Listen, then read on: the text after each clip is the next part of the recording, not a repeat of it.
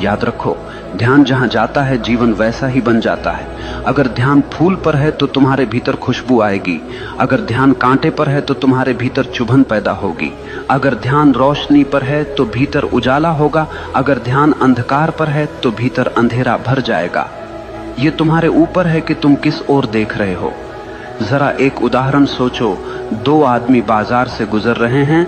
एक की नजर सड़क पर गिरे कूड़े पर है। वो कहता है, देखो कैसी गंदी सड़क है, कितना बदबूदार शहर है। दूसरे की नजर सड़क के किनारे खिले फूल पर है। वो कहता है, वाह कितनी सुंदर खुशबू है, कितनी प्यारी धूप है। दोनों एक ही जगह से गुजरे, लेकिन दोनों की जिंदगी का अनुभव बिल्कुल अलग रहा। फर्क किसमें था? सिर्फ ध्यान में। जीवन में भी यही होता है। तुम्हारे चारों तरफ अच्छाई भी है, बुराई भी है, रोशनी भी है, अंधेरा भी है, प्यार भी है, नफरत भी है, लेकिन तुम्हारा ध्यान किस पर है यही तय करेगा कि तुम्हारी जिंदगी कैसी होगी। अगर तुम बार बार उन्हीं लोगों की बुराई पर ध्यान लगाओगे जिन्होंने तुम्हें चोट पहुंचाई है, तो तुम धीरे धीरे उनके जैसे बन जाओगे। लेकिन अगर तुम अपना ध्यान अपने सपनों पर लगाओगे, अपनी आत्मा की भलाई पर लगाओगे, तो धीरे धीरे तुम्हारे भीतर से शक्ति फूटने लगेगी।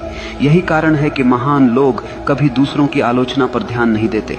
वे जानते हैं कि उनका ध्यान सबसे कीमती है, और जो चीज सबसे कीमती होती है उसे बेवजह बर्बाद नहीं किया जाता। अब सोचो, अगर तुम्हारे पास एक हीरा हो तो क्या तुम उसे किसी गटर में फेंक दोगे? नहीं ना। तो फिर अपना ध्यान जो हीरे से भी कीमती है, क्यों तुम दूसरों की गंदगी में फेंक देते?